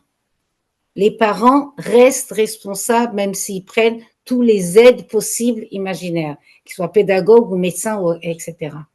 Et ça, quand l'enfant, il sent que les parents, quoi qu'ils fassent, ils restent responsables et ils restent les représentants d'Akadosh Baruch Hu et les agents, si on peut dire, à qui on a confié ces neshamot, l'enfant, il est rassuré. Et tous ceux qui vont venir aider seront certainement d'une grande efficacité, mais à condition que le parent garde la main de l'autorité. Et c'est la même chose dans le couple, parce que la première aide dans l'éducation, évidemment, c'est le couple. C'est là qu'on va faire un petit switch avec le Shalom Bayit. La base de l'éducation d'un enfant, qu'est-ce qu'on en a dit tout à l'heure? La sérénité et la joie. D'accord? La sérénité, comment je peux être serein quand il y a une harmonie autour de moi, quand les choses elles sont cohérentes. Donc la première cohérence dans l'éducation, c'est que les parents, eux, arrivent à communiquer, à se compléter et à donner un modèle de pouvoir aussi différent qu'il soit. Quand moi, avant que je revienne à la maison après le séminaire, etc., donc j'étais très peu à la maison, hein, vous savez, à l'époque, on n'avait pas l'école chinoise jusqu'au bac. Déjà en classe de CM2, j'étais déjà en internat à Betrivka parce qu'il n'y avait pas d'école. À l'époque, l'école chinoise, c'était une école de garçons. Donc, j'étais très peu à la maison, les shabbatotes, les week-ends, les vacances, etc.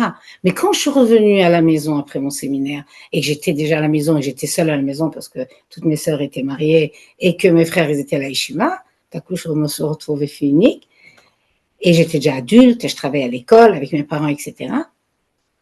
J'ai découvert qu'en fait, mon père et ma mère étaient très différents. Pour moi, mon père et ma mère, mais c'était le même cerveau, c'était la même logique, c'était le même caractère. Ça m'était pas venu à l'idée de dire, ma papa, il a dit non, je vais demander à maman. Je savais que papa, maman pensaient la même chose, diraient la même chose. C'était une seule chose. Ça veut dire que j'ai jamais imaginé qu'ils devaient discuter entre eux pour décider quelque chose. C'était une seule neshama, un gouffre et une neshama. Hein, Mounar, c'était comme ça. Et quand je suis revenue à la maison et que mes parents étaient beaucoup plus déjà ouverts, etc., et je voyais leurs discussions, deux mondes complètement différents. Ils sont des traits de caractère, et Baruch Hashem, que leur Shalom Bayit soit un modèle pour tout le monde dans le respect, dans la confiance, et Baruch Hashem, ce qu'ils ont érigé spirituellement et matériellement. Mais nous, les enfants, on n'a jamais senti qu'il pouvait y avoir une discorde ou une opposition ou une contradiction. Ça se passait dans leur chambre à coucher, ça se passait pas devant nous. Et ça, c'est une sécurité pour un enfant qu'il a des épaules, des parents sur qui s'appuyer, et eux trouveront toujours ce qu'il faut, quand il faut, etc. J'étais sûre que j'étais la plus riche du monde. J'avais de la peine, il y en a qui étaient pauvres, mais moi j'étais très riche. Parce que jamais mes parents ils m'ont parlé d'argent. S'il fallait, il y aura pour l'avoir. Et s'il fallait pas, même si on a tout l'argent du monde, non, c'est pas la peine. Ça veut dire qu'il n'y avait pas la question financière, c'était le besoin. Si c'est un besoin, c'est bon. Si il n'y a pas de besoin, c'est pas la peine. Donc, c'est des choses qui rassurent un enfant. Ah, mais je sais pas si ma mère elle aura l'argent pour l'acheter. Ah, mais je sais pas si je peux aller en Amérique parce que mes parents n'ont pas d'argent.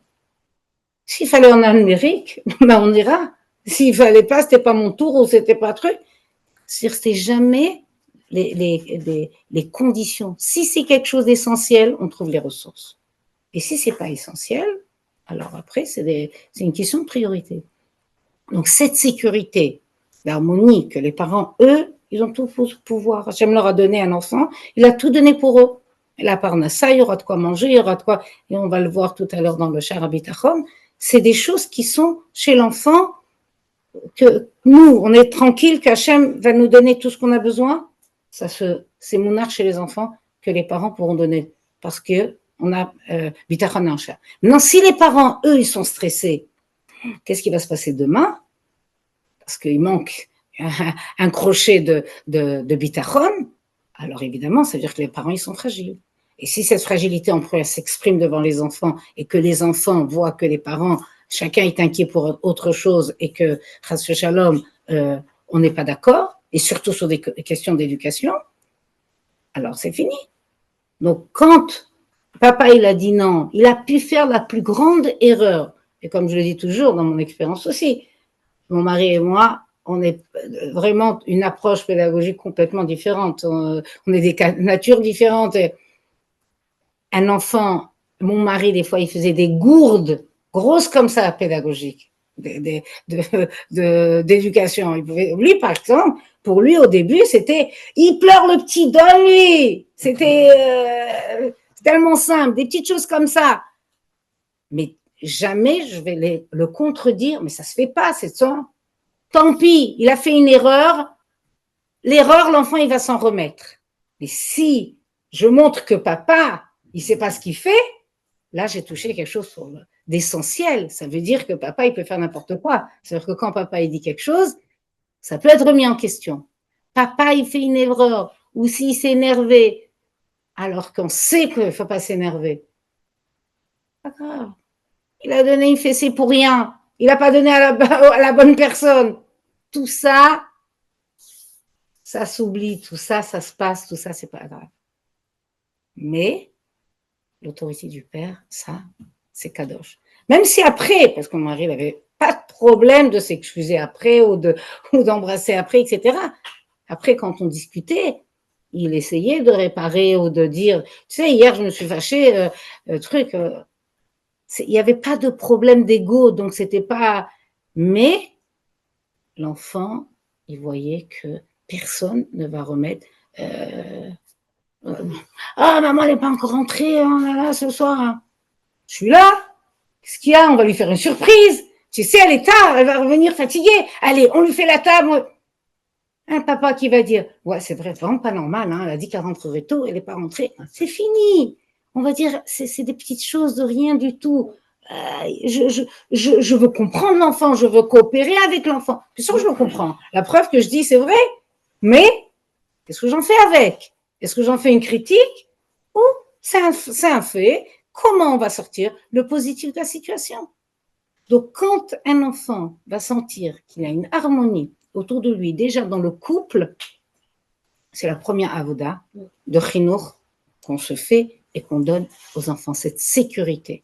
Et c'est la plus grande joie de voir au prochain de l'amour autour de lui, du respect autour de lui. Et ça, c'est le premier investissement.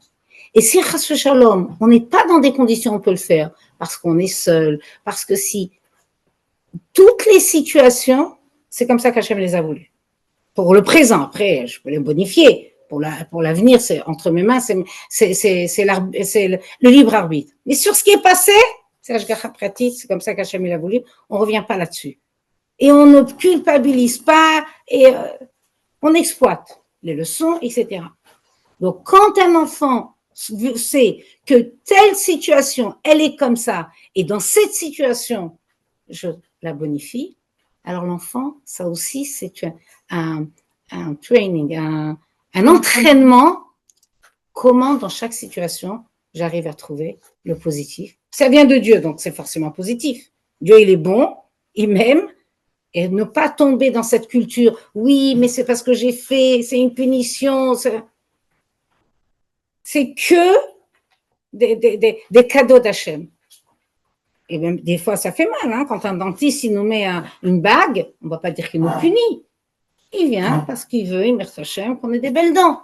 Donc ça fait un peu mal, mais ce n'est pas pour me punir, c'est pour m'arranger les dents. Donc quand un enfant, il est tout le temps dans de la construction et dans le positif, il génère et révèle le meilleur qu'il a en lui-même, parce qu'il sait que son but, parce qu'on a dit, c'est quoi le but de l'éducation? Le but de l'éducation, c'est de faire qu'un enfant, il puisse, merci Hachem, être ner lehaïr, une lumière pour éclairer autour de lui. Et pour être une lumière, voilà, il faut alimenter ce côté de. Alors, je propose déjà, puisqu'on vous a donné un exercice la semaine dernière, qu'il a fait. Voilà. Alors, le micro, il est à côté. Il est là, à côté, à toi. Alors, tu lis ton exercice. Donc, la semaine dernière, on l'a mis. Alors, tous ceux qui sont dans le groupe WhatsApp de la formation, on donnera les exercices en attendant que vous ayez les livres. Donc, on vous a dit que les livres ont été commandés. Ceux qui veulent le commander sur Amazon, bon, ils peuvent le recevoir chez eux. Ceux qui veulent passer par Bella, c'est combien? 18. 18 €. Par Amazon, c'est 26. Donc, voilà, on les a achetés en gros, mais des fois, il y a des personnes qui préfèrent. Donc, dans le livre, à la page 14, pour ceux qui ont le livre, il y a un exercice, et c'est l'exercice qu'on a donné la semaine dernière, l'exercice de la semaine. Premièrement, donc, l'intérêt de l'enfant. Je ne sais pas, chez moi, c'est en anglais. Identify one way that you... Chez vous, c'est en français ou en anglais? En français. En français, alors les... Oui. Je ne sais pas. Pensez à un changement que vous pourriez effectuer dans l'éducation que vous donnez à vos enfants et qui améliorera vos considérations pour leurs besoins spécifiques. D'accord? La semaine dernière, on avait expliqué, quand je fais quelque chose, je ne cherche pas mon intérêt. C'est pas je veux la chambre propre parce que j'ai besoin de tranquillité, je veux qu'il se couche tôt parce que je veux avoir ma soirée pour moi. Non, je regarde l'intérêt de l'enfant. Je veux le coucher tôt parce que je veux qu'il soit en forme et qu'il ait ses heures de sommeil. Je veux qu'il range la chambre parce que je veux lui donner cette meyumanout d'entraînement, de céder, parce que quand c'est céder autour de nous, c'est céder dans la tête. Si c'est un céder dans la tête, je peux faire du céder.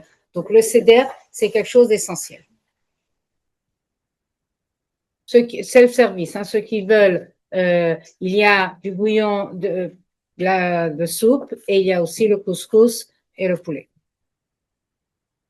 Alors, donc on a dit, donner un exemple, identifier donc quelque chose, une expérience personnelle. On t'écoute dans le micro. Ben, en fait, ça rejoint le cours. J'ai marqué, nous devons prendre du temps tous les jours pour communiquer avec nos enfants. Voilà, c'est un truc personnel de prendre sur soi, de le faire tous les jours, parce qu'on a la vie de tous les jours de l'ado. Attends, tu nous as dit tout à l'heure. Non, 4 fois par semaine. Non, 4 fois par semaine un repas. Ah, ça c'est tous les jours. Non, à table. Mais oui, tous les jours à table, ils sont à table.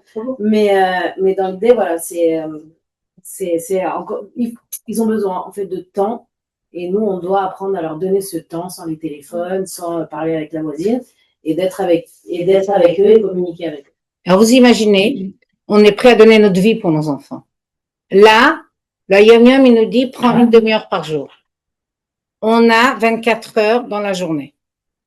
24 heures dans la journée, ok, on va enlever le sommeil, on va enlever le repas, quoique le repas peut être aussi un moment de chinour. Donc, on se dit, tout ce qu'on fait, on va travailler, tout ce qu'on investit, tout pour la vie de nos enfants. Et là, on te dit, prends une demi-heure. Pas forcément pour être avec les enfants. Le fait de même de penser à eux, notre regard, il est déjà différent. L'enfant va ressentir, quand il va voir notre regard, après que j'ai pensé une demi-heure, notre pensée va générer une autre façon de parler et une autre façon d'agir. Alors, si en plus on dit, je prends une demi-heure avec mes enfants, autour de la table, autour d'une histoire avant de dormir, un quart d'heure ici, un autre quart d'heure ici, vous imaginez pas combien de transformations ça va faire. Et quoi? On est prêt à donner notre vie pour nos enfants. On ne peut pas donner une demi-heure concrètement. Ça veut dire que toute la théorie qu'on peut avoir, je suis prêt à tout donner. Mais la chose la plus aujourd'hui, la valeur, c'est le temps. Est-ce que je donne ce temps aux enfants? C'est de la théorie. Je suis prêt à tout donner. Mais si tu n'es pas prêt à fermer ton téléphone une demi-heure dans la journée, et mes enfants, jusqu'à aujourd'hui, qu'est-ce qu'ils répètent? Maman, elle répondait pas au téléphone de 6h à 8h. Ils étaient tellement fiers à l'époque, il n'y avait pas le portable. Donc, quand quelqu'un sonnait, ils couraient répondre. Ah, maman, elle répond pas au téléphone de 6h à 8h. Ils étaient tout fiers. Maman, elle est pour nous. C'était leur, voilà, on est plus important que toute l'école, que tous les amis, que tout. Ça leur reste jusqu'aujourd'hui. Ça veut dire que malheureusement, heureusement, Borchamp, j'avais pas beaucoup de temps pour eux. Mais je disais, le temps, c'est pas simplement le temps, c'est aussi la qualité du temps. Mais psychologiquement, le fait que j'ai pris cette harlata de faire, pour eux, c'était rassurant. Ça veut dire qu'ils sont plus importants que tout ce qui se passe. Donc, si une demi-heure, on prend et on se dit, le Yom Yom, il me dit une demi-heure. Alors, pour pouvoir prendre ces demi-heures, qu'est-ce qu'on a eu besoin? On a eu besoin de prendre une demi-heure par semaine pour pouvoir avoir matière à réfléchir. Qu'est-ce qu'on fait dans le temps? Parce qu'une demi-heure, si on n'a pas de quoi pour réfléchir, on ne sait pas dans quel sens aller et que tout va très bien, une demi-heure, ça peut être aussi des cris, des hurlements, mais tout est là. Si une demi-heure par semaine, on prend le temps, quel que soit le sujet, le fait simplement, chacun il va entendre ce qu'il va entendre au moment où il va ouvrir cette demi-heure. On a donné 3 fois une demi-heure. Donc, IHP une demi-heure je prends, et une demi-heure pour les exercices.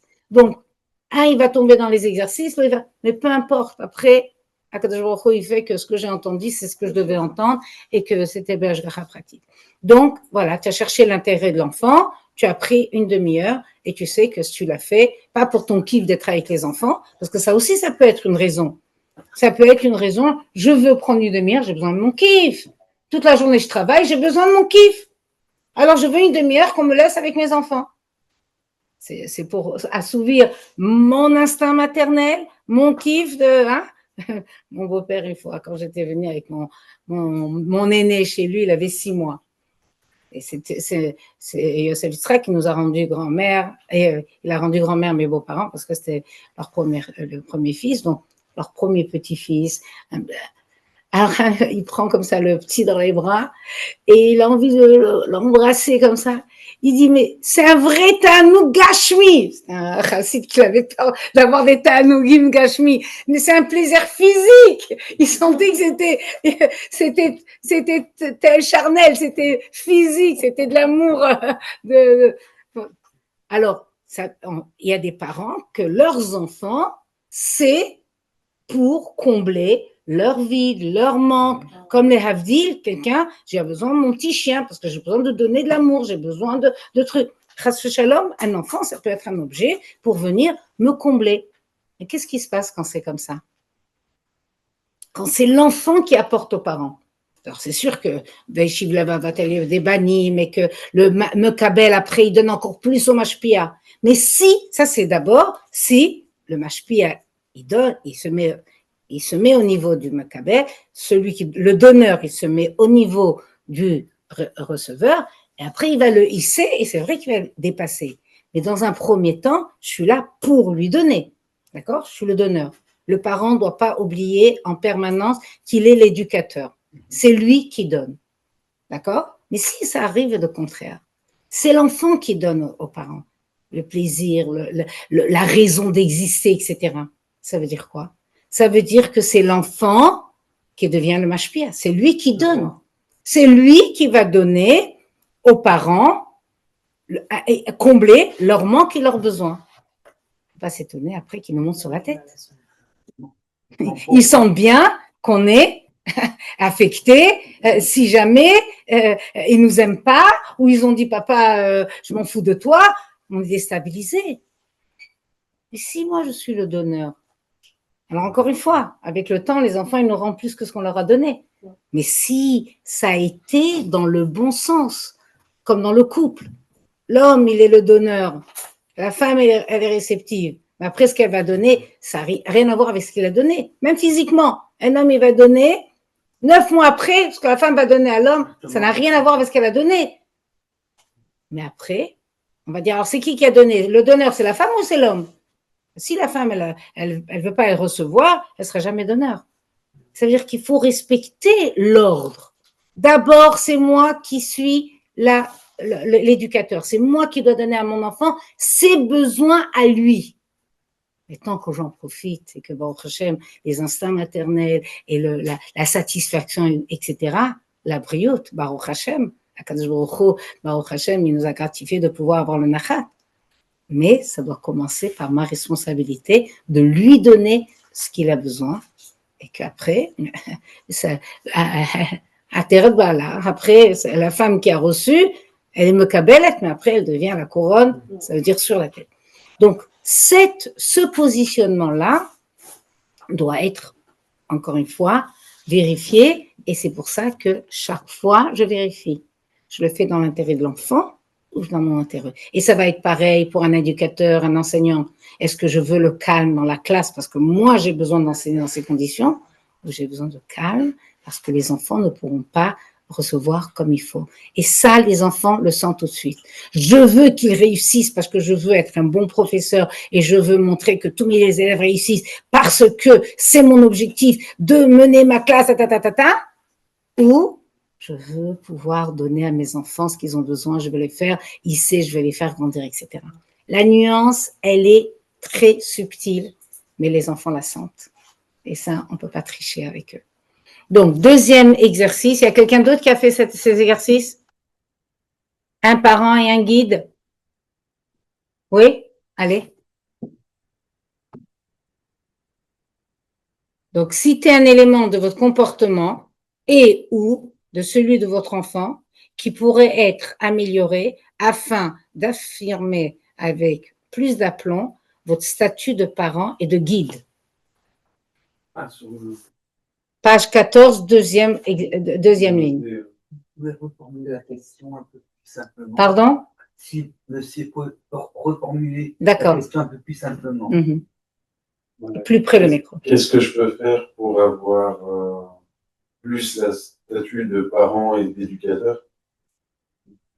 D'accord. Ben, c'était peut-être moins jouer avec eux. Ah.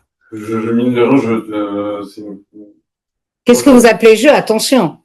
Bah, prendre du temps pour jouer, mais après, moi, c'est plutôt de l'autre côté. Donc, c'est vrai que Chahuté, vous voulez dire? Non, c'est jouer, mais c'est une question de temps consacré où, en effet, il y a un moment où je veux rentrer, mais le temps passé à jouer, parfois, je me rends compte que c'est mieux de les regarder. Je suis à côté, je peux être à côté, mais d'intervenir avec eux, ben, alors bon, bien entendu, je le fais toujours. J'ai pas dit de ne pas le faire. Oui, mais est-ce que le jeu ne pourrait pas être aussi un moment de guidance, un moment éducatif et un moment où je suis le parent, je leur apprends à jouer, je leur apprends à se respecter dans le jeu. C'est aussi une opportunité à travers le jeu où on peut faire passer énormément de messages éducatifs ou pédagogiques. C'est évident.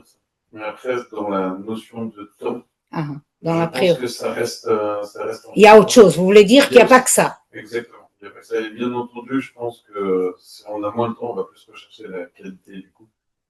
Et finalement, j'ai vu déjà en une semaine qu'il y avait des meilleurs temps. Alors, donnez un exemple que ce que vous avez remplacé au lieu de jouer. Oui. L'exemple, c'est que moi, j'aime le foot, donc on va jouer au foot et finalement, dans la maison, il y a voilà. Mais au foot, il y a pas de son pas, on voit ça monte à l'excitation, ils ont 3 et 4 ans. Ouais. Et je me suis dit, mais là, en fait, en jouant, c'est moi, je me fais plaisir parce que j'ai moins envie de construire des enclos pour leurs animaux.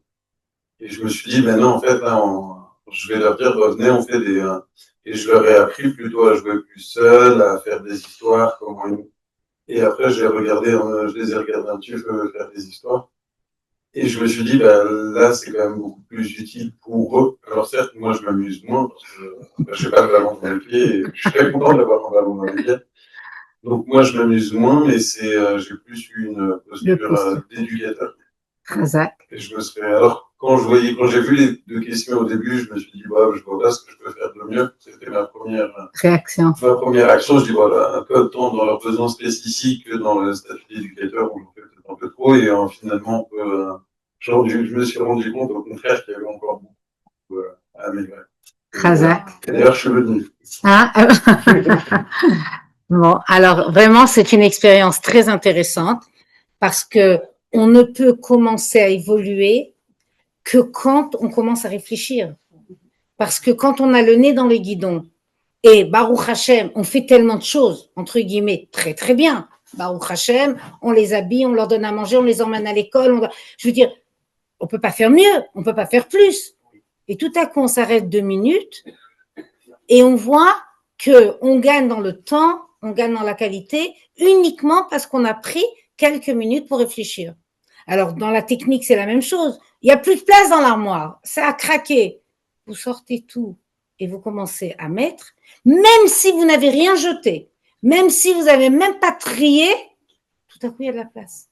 Ça veut dire que quand dans la tête, on fait plein de choses, etc., on n'a pas cette latitude pour trouver encore le temps. Mais dès qu'on fait de l'ordre, on sent qu'on a encore le temps.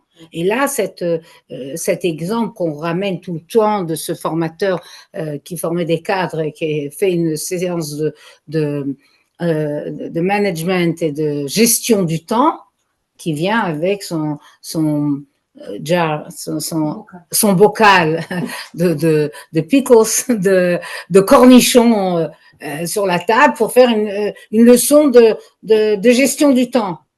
On se dit, mais comment il va nous faire une démonstration de la gestion du temps? On attendait un tableau avec un emploi du temps, avec des horaires, avec des priorités, Non, tout simplement. Il met ce bocal et il sort de son tiroir des gros cailloux.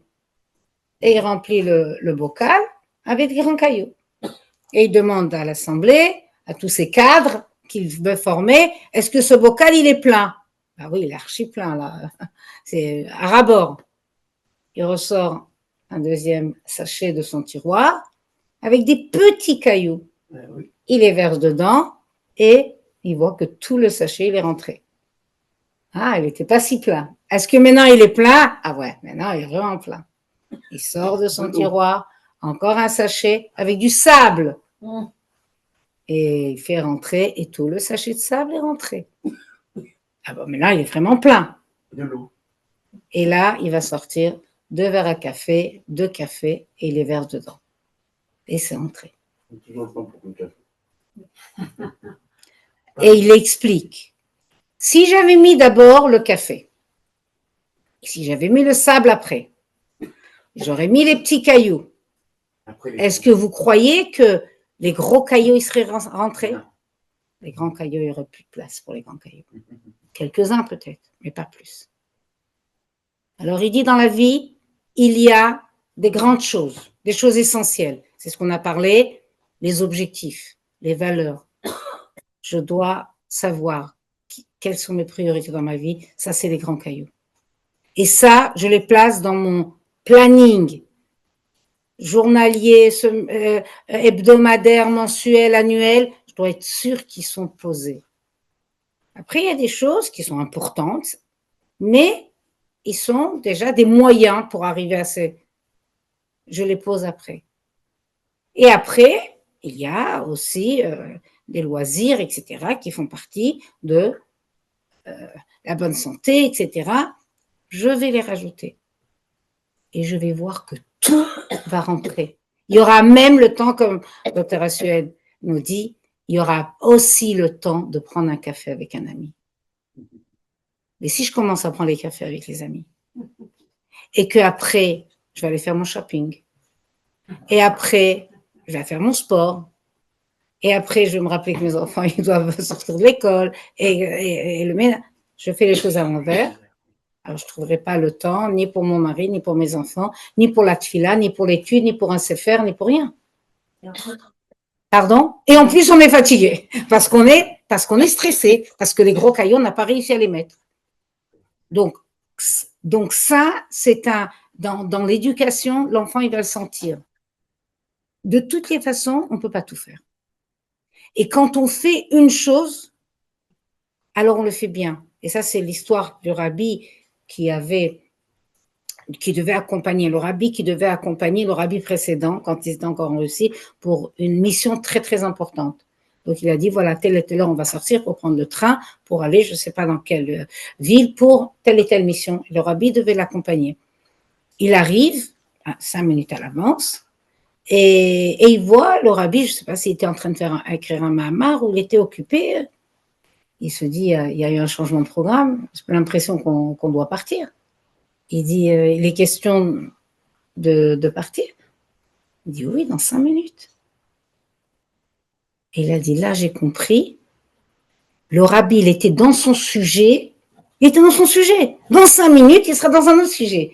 Mais maintenant, il était dans le sujet. Ça veut dire que quand je fais quelque chose, je suis entièrement là-dedans. Ce que je vais faire après ne me touche pas maintenant. Et ça, c'est la bracha dans le temps. Si ce que je fais, au moment où je le fais, je ne suis pas perturbée par ce que je dois faire après ou ce que je n'ai pas fait avant, alors il y a la bracha. Mais si quand je fais quelque chose, je suis préoccupée, oui, mais je devrais faire ça, peut-être que je me prépare et je pense déjà à ça, mais j'aurais dû faire ça avant, hein, alors je fais et je refais et rien n'est fait. Donc, arriver à se dire, attends, mais je suis préoccupée, est-ce que le taxi va venir? Est-ce que le Uber, il va arriver? Donc, je suis en train de faire quelque chose, oui, mais dans 5 minutes, est-ce qu'il va vraiment venir? Si, quand moi, je suis dans un sujet, je suis entièrement. Pour l'instant, il y a quand même quelque chose d'autre qui continue à tourner. Le bon Dieu, il est là. Hachem, il suspend. Quand je fais une mitzvah, je suis exemptée des autres mitzvot. Donc, les autres choses, Hachem trouvera, ou il attendra que je finisse pour le faire. Le bon Dieu. Donc, si moi, je ne peux pas le faire parce que je suis occupée à quelque chose, qu'est-ce qui se passe? C'est le bon Dieu pour l'instant qui s'en occupe. Ouh là là, il s'en occupe certainement mieux. Combien de fois j'étais en train de faire quelque chose, le téléphone il sonne, je ne devais pas le prendre, je suis voulu de la tefila, et toi, la tefila, si ça sonnait maintenant et pas dans 10 minutes, c'est que c'est pas pour toi le téléphone. Tu prends, Tu aurais mieux fait de ne pas répondre parce que ce que tu as fait, tu devras le refaire parce que si tu n'avais pas répondu dans 5 minutes, les données elles ont changé. Combien de fois vous voyez de vos yeux que vous avez voulu faire comme vous fais ce que tu fais avec simplicité, sincérité. De toute façon, c'est Akadosh Baruch Hu, Hakol bidei shamayim, chutz mirat shamayim. Tout est entre les mains de Dieu. Donc, je compte pas sur lui en croisant les bras. Je fais ce que j'ai à faire.